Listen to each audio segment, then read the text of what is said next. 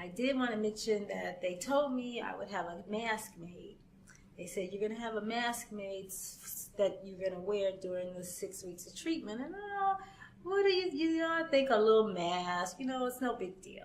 Okay, so I went in with my girlfriend. Hiroko gave me a lift that day to the hospital to have the mask made. I was very prepared to have the mask made. Didn't seem like a big deal to me, but when I found out that this mask was not just a mask over the face, but a mask that covered my entire head to my shoulders, and as the mask was formed to my face, I was bolted to a table. And at first, she said, if you have any problems, just wave your hand and I'll come and check on you, but, they were going to mark the mask and, and line me up so that whenever I had the treatments, that this treatment would be directly at a certain source, a prearranged source where they wanted to treat. It was going to be very pinpointed to where they were going to use the radiation on my cancer. So once I had that mask on and, my eyes were closed, my mouth was sealed, and it was very tight, I didn't know, they asked me if I was claustrophobic, and I was not prepared for my response. I just started saying, this is fine, and then all of a sudden it just occurred to me, I can't speak, I can't open my eyes, I don't know what's going on, I'm out of control, my chin was up. I'm totally, at the mercy of what's going on. I felt like I was in a mummy's tomb, sort of. And I started freaking out, and I couldn't talk, and I just started waving my hand. And then I was like, well, what if she's not looking? Well, what if she... This is my thoughts, because I was really terrified. I'm like, what if she's not looking? What if she doesn't see my hand? I'm waving my hand, and then she came immediately and took my hand, but that wasn't good enough. I had to have that mask off. I couldn't speak to tell her to take it off, which was very frightening.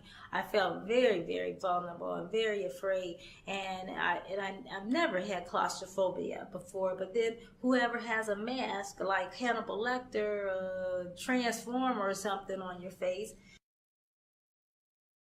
and it was just terrifying. I just was terrified, and she couldn't unbolt that mask because bolts were pinning me today. She couldn't take that mask off fast enough.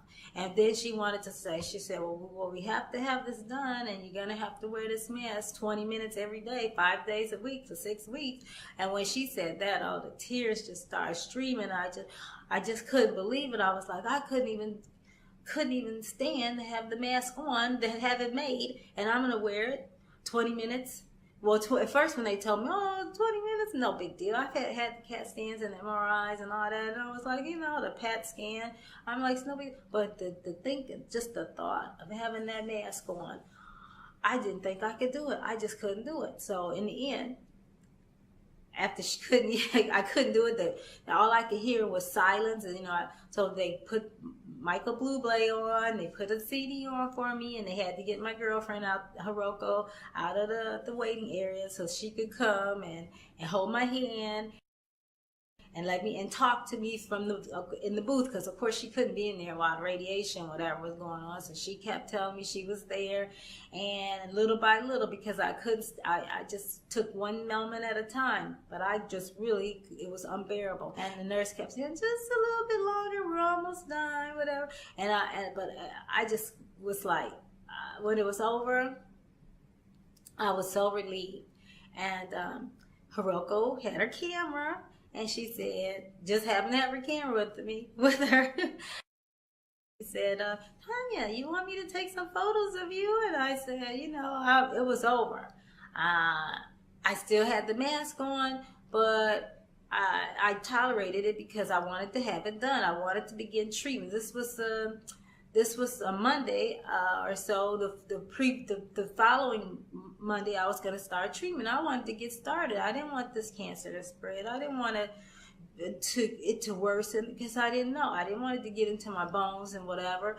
And so I wanted it done that day. So I managed to get through it, and then Hiroko took her photographs of me, documenting it, and just seeing the photographs, I just relived being terrified